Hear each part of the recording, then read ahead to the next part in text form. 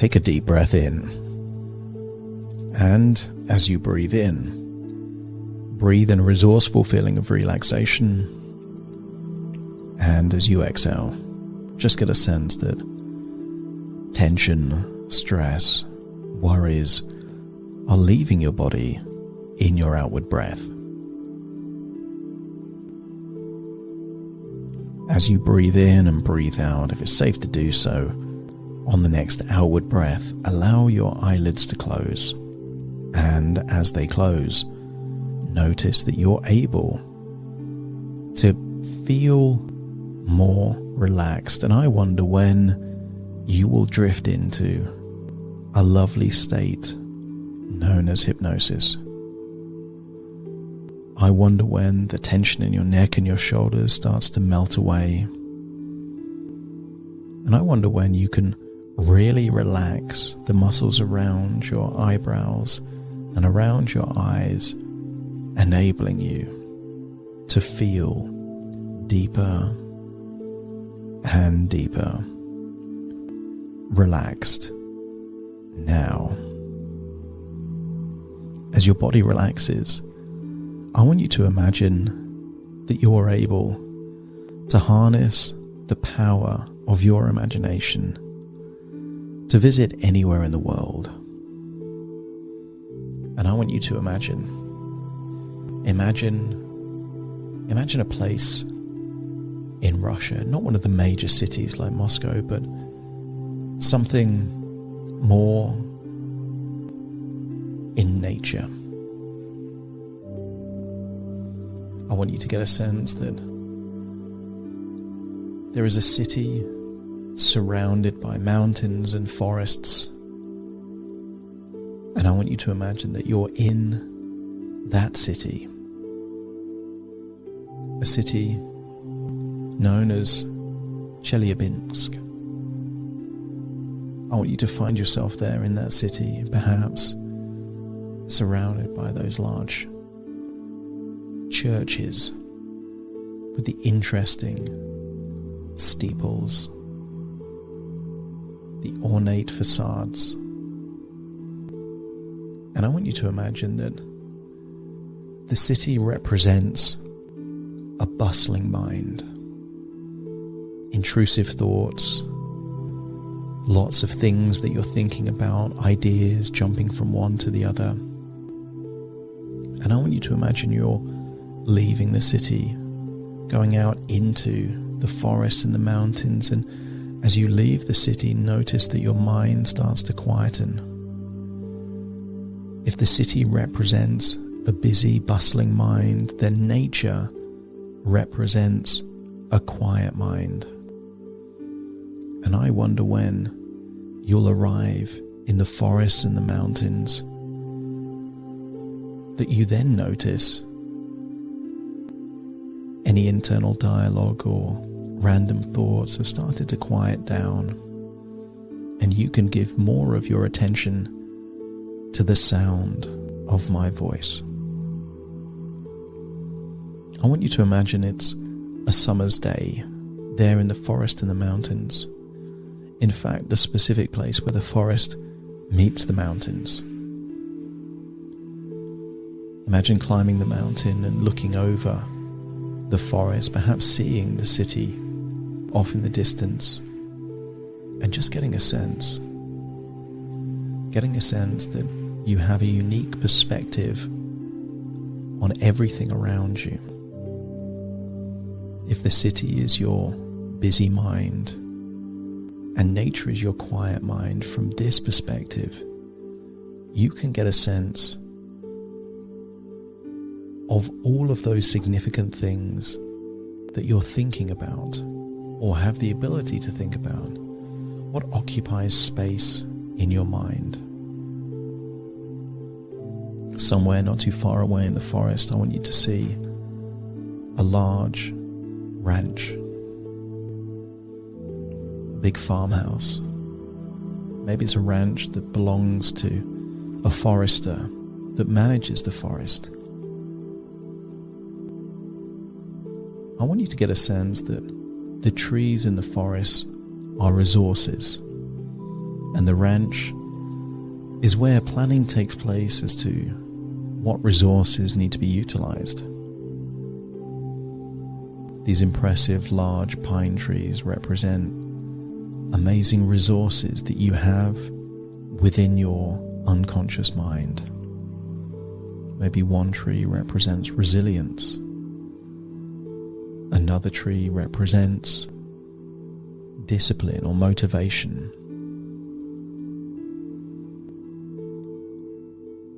But somewhere in the forest, you can see a large dead tree. And while this tree is still upright, no other tree can grow in its place. This tree represents a cause of fear or terror in your life. I want you to imagine going into the ranch and picking up a chainsaw and then visiting this old dead tree. I want you to imagine that you're chopping this tree down, hearing the crash as it falls down into the forest. And I want you to get a sense that when we face our fears, when we confront our terrors, there is a fine line between fear and fascination, a fine line between those things that terrify us and those things that are a source of passion and enthusiasm.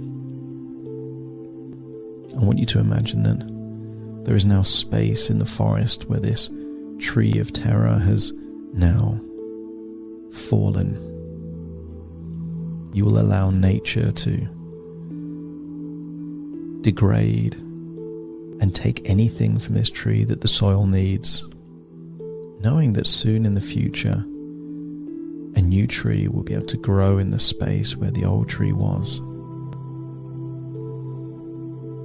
And I wonder what would happen if we planted a seed that would grow a tree that would be a source of passion for you.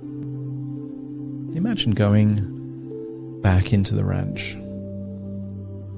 And in the ranch there are many different rooms. Imagine walking down a hallway and finding a room, and this room contains everything that at one point in your life you were passionate and enthusiastic about. Maybe there's sports and hobbies that you can see in this room, people or topics, things you used to love learning about, things you used to do entirely for fun. And the error that people make is they feel that just because something used to give them a source of passion and joy, that it can't do that again in the future. So let's correct that error of judgment. And I want you to look around in this room connected to the hallway and seek inspiration of what could be a source of joy and passion in your life again. What hobby can you revisit? What sport can you start playing again? What people did you used to have amazing conversations with? And could you reconnect with them or people like them? What goal could you set that would light you up inside and rekindle that flame of passion? Maybe it's a person, maybe a romantic partner. Maybe there's things in this room that remind you of a passion that once was there. Maybe pictures of moments from your past, and I wonder when you'll be able to take inspiration from the past and use it as an opportunity to build something for the future. I want you to find one thing in this room that you know that if you planted that seed and took the action required to nurture that intention, you know that you would have more passion in your future. Maybe it's a picture, an object, something else memorabilia. Take that thing, walk back down the hallway of the ranch, and go to that same spot where that old tree that represented fear and terror is no longer there, and bury that object, knowing that it is a seed that will turn into a new tree, a tree that will provide the fruit of incredible memories and moments in your future, fueled by the spirit of passion, enthusiasm, and joy. There is no obligation here. And I wonder when this tree starts to take root, you will experience more passion in your life. I wonder when you will have more joy in your life. And I wonder just how quickly, now that you've reconnected with a historical source of passion, I wonder when this new passion will revisit your life. Have a glimpse into your future and see a future version of yourself living life with more passion, directly as a result of a seed that was planted here and now, that created a chain of events that enabled you to do something consistently that gave you a source of pride, pleasure, and joy.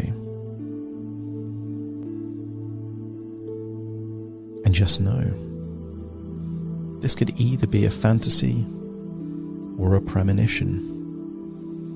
The only difference between the two is whether or not you support this intention with actions and decisions to turn this wishful thinking into reality for you.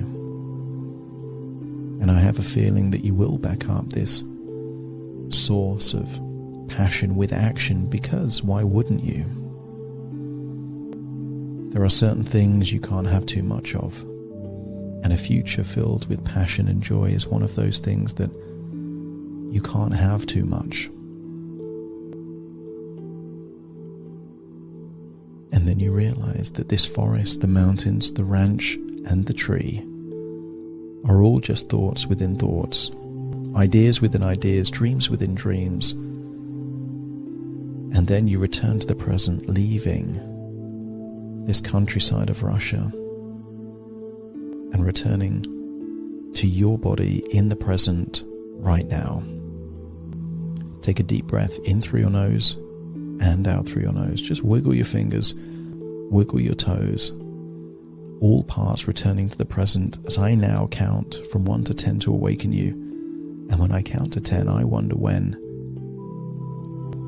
you will start to take the actions required to increase the amount of passion in your life. Starting to count. 1, 2, 3, waking up. 4, 5, 6, more alert. 7, 8, open your eyes, open your eyes. 9, 10, wide awake, wide awake, wide awake.